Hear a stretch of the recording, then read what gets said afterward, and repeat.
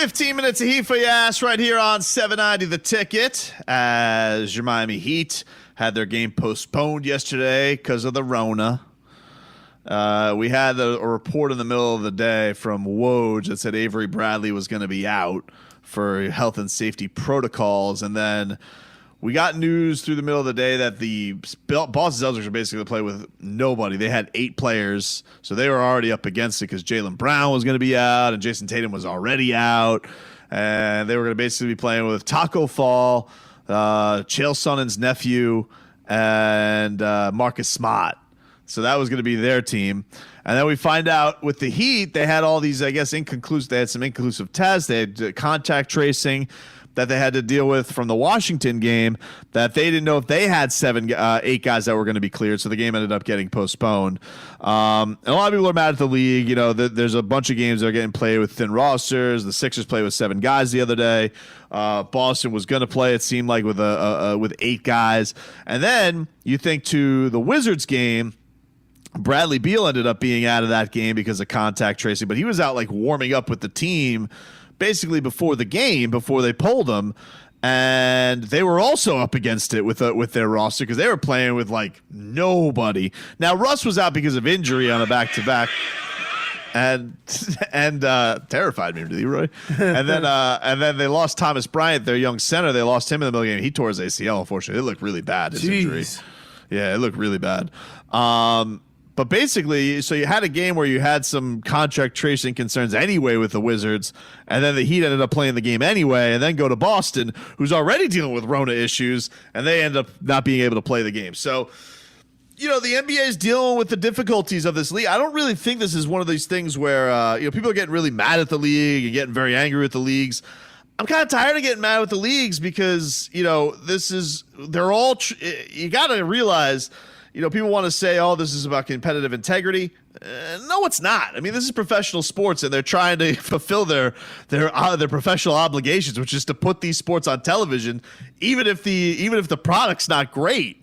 And you know, that's unfortunate, but it is what it is. We've seen it with the UFC, first off, with them losing fight after fight. We've seen it with MLB, where they made the Marlins play with no pitching staff. They had to go, scrounge together just dudes you've never heard of to play baseball. Everybody got mad at them. They wanted to boot them out of the league, and then nobody said anything when it was the Cardinals. The NFL made the Denver Broncos play with no quarterback. And so now the NBA, it's up to their turn. Now the NBA's issue is their rosters aren't as big, I guess, but they're going to get through this, man. I don't think they're going to pause it, and we're going to have a year where there's going to be some awkwardness going on. But, they only put out a first half of the schedule. I think they're going to try and make this thing good on the second half, where maybe there's vaccines and hopefully things have normaled out. That's always kind of the target, is that, spring, this thing should be a little bit more controlled. Although, man, I mean, they've been saying that, feels like they've been saying that now for months. So who knows when the end's in sight.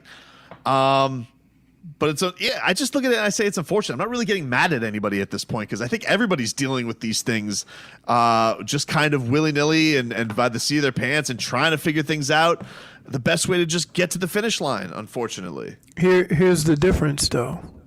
Okay? When you ask a basketball player to play 3 or 4 games a week, and then you take and shorten their off season, and then you take and say we only have 8 guys tonight, and you have guys playing 40 minutes over and over again, that is different than football.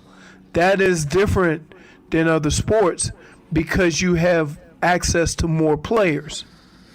It is, but but the other thing with football is, I almost feel like football's margin for error is less, because they never really even, except for the one bye week that you have where you can maybe shift some things around. They had to get those games in on Tuesdays, Wednesday. Remember, the game was like a week we got football every single day. Oh, but you don't have it. So what's going to happen in basketball is, to get the numbers in, or to get the games in, you're talking about a lot of back-to-backs. You're putting more. Look, in football, they can move stuff around and make you play, 2 games in, 4 days. Mm-hmm. Okay? And I think that happened where I think the one team went from Tuesday to Sunday. right? Yes. That's the worst thing that's going to happen. What? When you do that in basketball, it starts piling up. Yep. And so, like, that's all fine and great if this was the only year.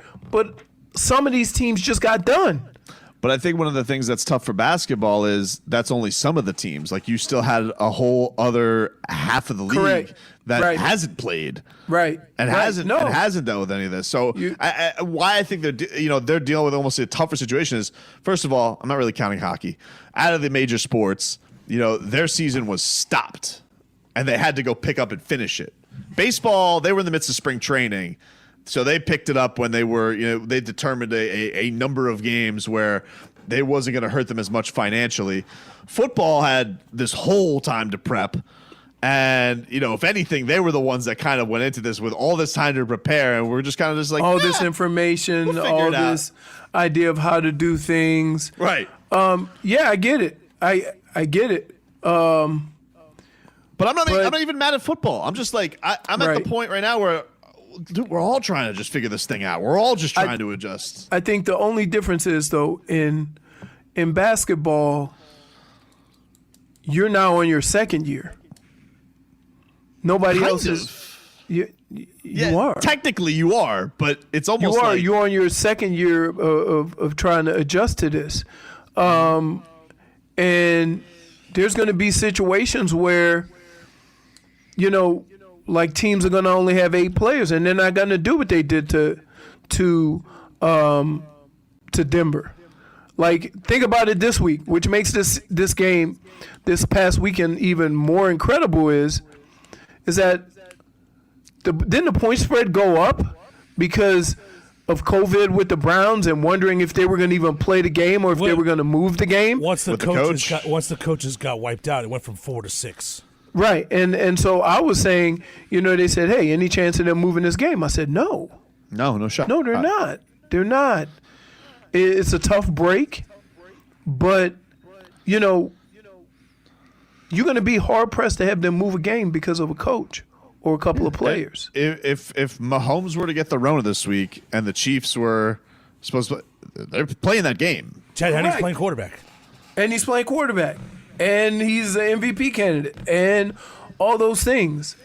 But football, you have a luxury that you don't have in other sports. And that is you're always going to be able to field the team unless everybody gets it. But we even saw with the Broncos is if it's the wrong position, though. True. Like True. Who are they putting out there? Some dude who's just like, yeah, I've chucked it around the yard a little bit. Right. Let's hear a little bit from the Heat. Did pick up a win though. They did win against the Wizards. Yeah, a lot of people were telling me, they were hitting me up. They were saying not a true win. And to me, to that I say there are no non-true wins. There's only wins and TCB.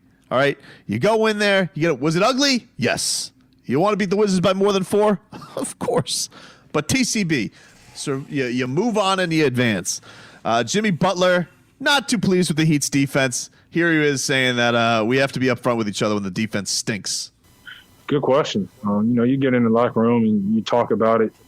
Got to go at some guys and handle things face-to-face, man-to-man, and let people know what it is.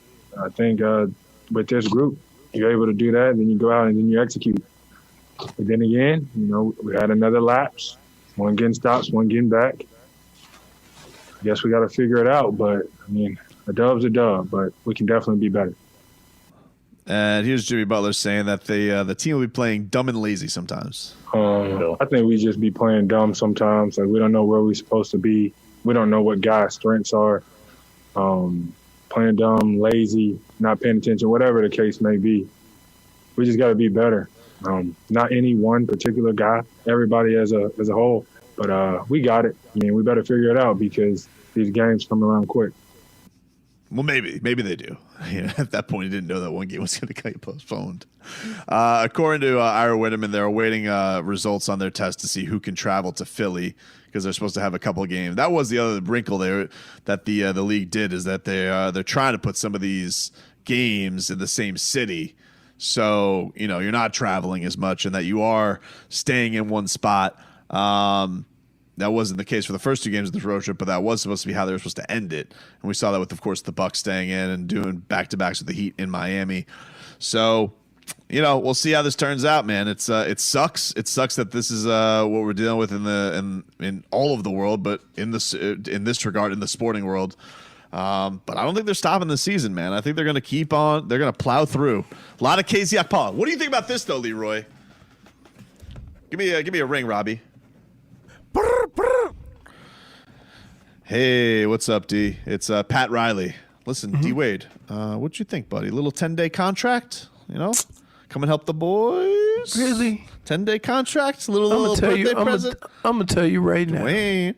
The last thing on D Wade's mind is basketball. I saw he looks like he's getting a little shape. He's in the gym. Last thing on it, look, it's a different kind of workout. D Wade. I think You could go in the gym. When I got done with football, I could go in the gym and work out. When I got tired, I left and went home. I think Gabrielle will make Dwayne Wade stay at Tobin's house for 14 days. Yeah. Oh, you're gonna go play for Pat Riley for another minimum contract. Oh, really? Okay, cool story, bro.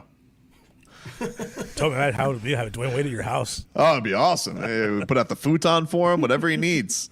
Whatever he needs. It's probably more likely to be a 10-day at Michael Beasley, which I also am not opposed to. I love me some bees. Really? What? Little Rio Hey. back in your life. Every time I see Beasley play basketball, it always looks like he has no idea what he needs to do. Right? Buckets. Except shoot and score. If he would have just had a line back in the day that I'm a bucket, people would have been more happy with him. No. He ain't play a lick of defense. Neither does Tyler. All right. It's amazing though how guys could run around like a lot of those guys do while playing no defense. I like that Spo. Tyler's always chasing somebody. Spo was like, "Oh, he's improved. We put him on Brandon Ingram and Jason Tatum," and we're like, "Yeah, but how did that end?" Yeah, just because you did it don't mean it worked. We trust him. We're putting him out there,